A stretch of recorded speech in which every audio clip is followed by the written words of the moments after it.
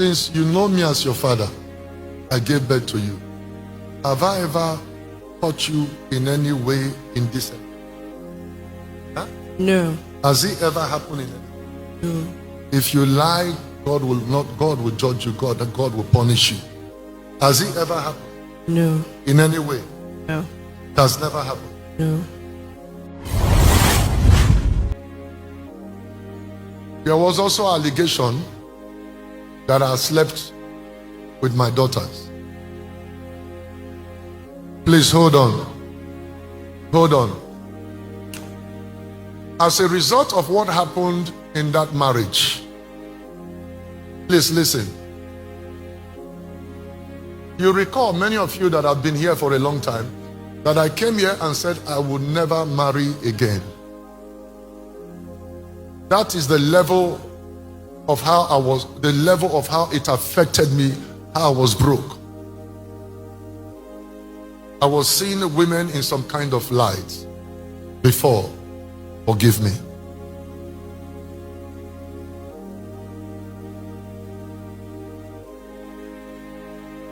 It was mercy. I battled with this. 13 years ago, or 13 years plus, when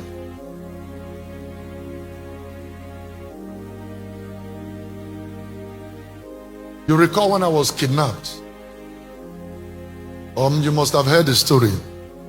Some of you knows about it. I don't want to say what happened in the kidnappers then. How the kidnappers have put a call through. Because the only two number I remember then, as at that time, was a number and that of the Kintruma. The Kintruma is alive, he can tell this story. Tony, please come.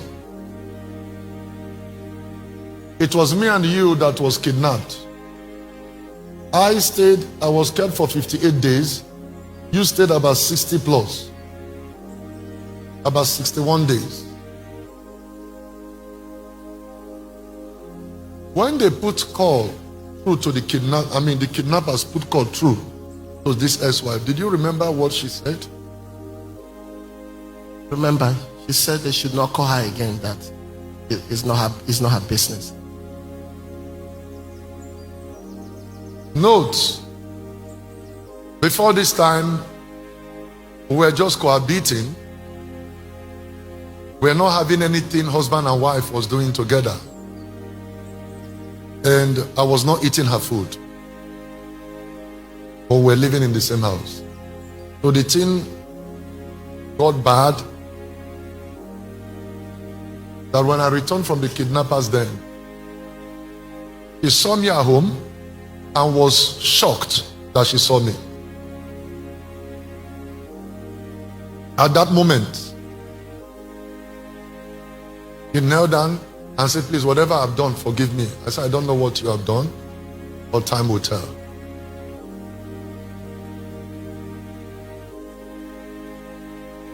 Subsequently, as at that time, my father also came around. He had this hernia operation or surgery.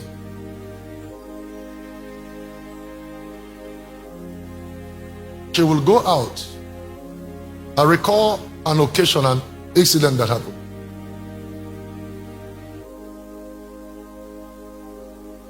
My mother, my maternal uncle, a man called Benjamin Okafore, because my father's side and my mother's side, they bear the same surname. My mother is from a different village, my father is from a different village. As at that time, that man was about 70 or 75. There was a place their country people, the Cameroonian, there was a place their country people were having like their, how do you call it, their association meeting, or whether it's town or community meeting or something. And the compound has common boundary with this, my uncle. Wise people, while they were there, drinking, celebrating, that my uncle's wife sighted her amongst them, celebrating and drinking with them. So the woman was shocked. He ran inside and said, "Come and see you. Is this not your sister's son's wife?" The old man came out and saw her and said, "What?" That old man urinated in his body. He said, "How can somebody whose husband is in death row not knowing whether I will come back?" That he related to my mother. To cut the long story short, a very long story, the battle ensued many times. I could recall the time my son, when she was pregnant of my son Bobo, 7 months in the womb, there was an argument. He jumped up from the 2-story building. He jumped down, landed. Nobody did anything. Nobody pushed her. You were aware of the incident. So if she had died or something happened to her, I would have been in jail, or maybe something else would have happened. Let me not go into all of that anymore.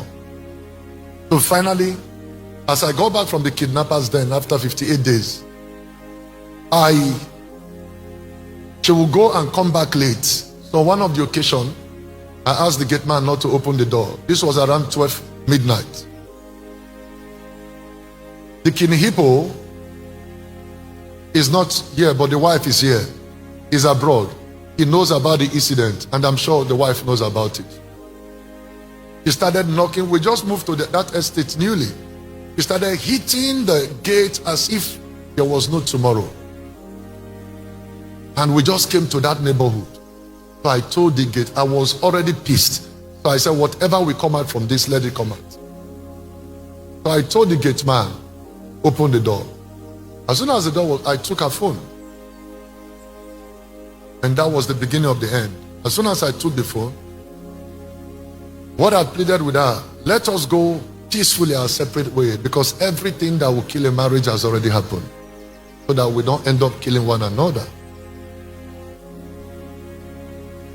That was the day she went that night. He was ready to die because of that phone, the phone I collected from her.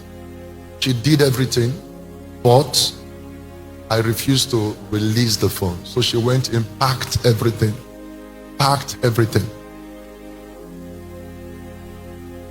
Left that midnight around 2 a.m. But by the time I opened the phone, it was a lot. I still have that phone with me, the BlackBerry phone. It was a lot.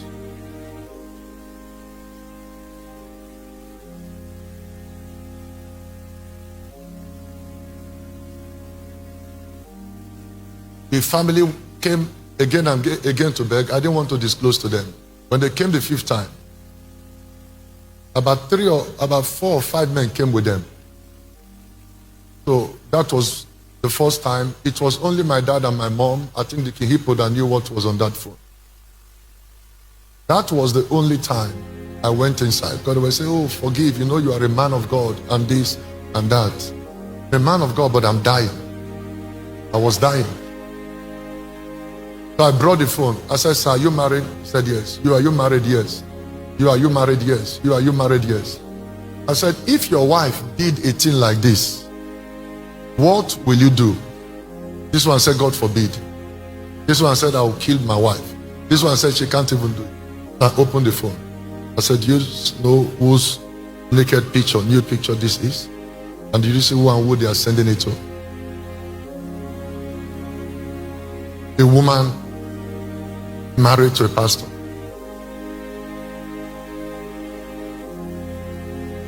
At that point in time, we fight for divorce.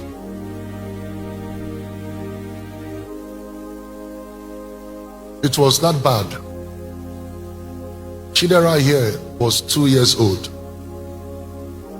Bobo was 4 years and few months. the thing was that bad that the court granted me custody of those children at that tender age. And the court only gave her access from the age of 2. The boy is 17 plus. By March, he will be 18 now. Chidera is 15 plus now. So that was the time this divorce happened. And I called them up. And I did promise them. Apart from my encounter that I already have, the belief I have for women, I promised them that I was never going to marry until they are grown up. For 13 years, I kept that.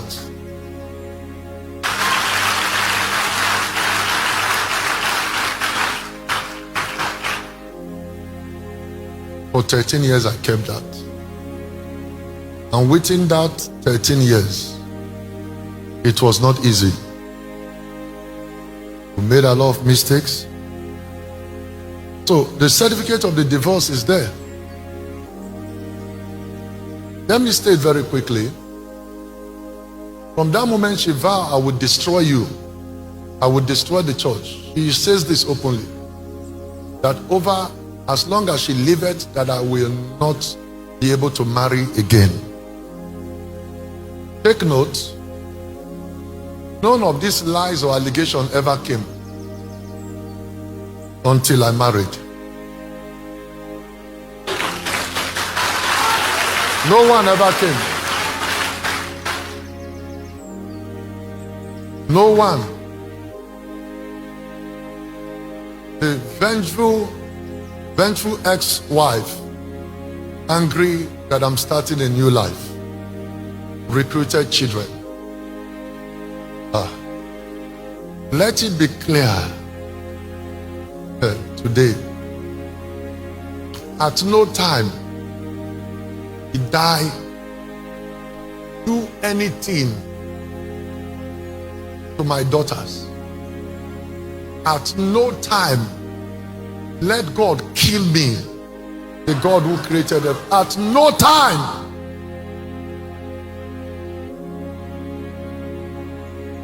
Children under me.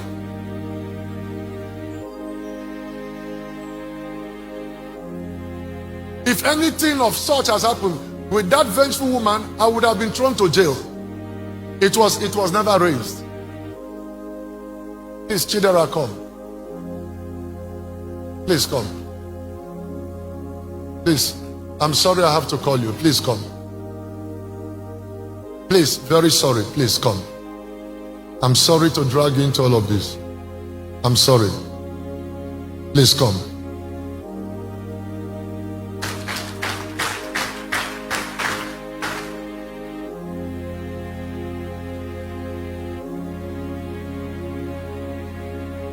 Sorry.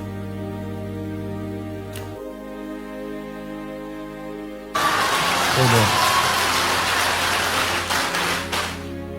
Since you know me as your father, I gave birth to you. Have I ever taught you in any way indecent? Huh? No. Has it ever happened in it? No. If you lie, God will judge you, God will punish you. Has it ever happened? No. In any way? No. It has never happened. No. Never.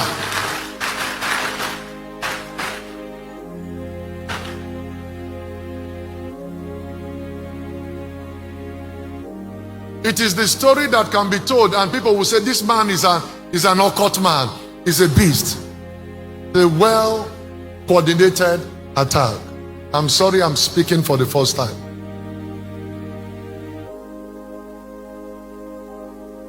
This is the pain I've been through. It has not been easy.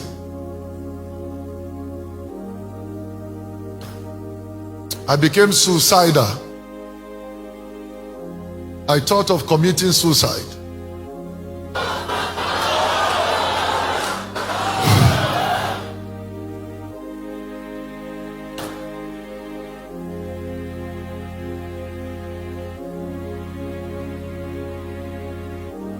You don't understand.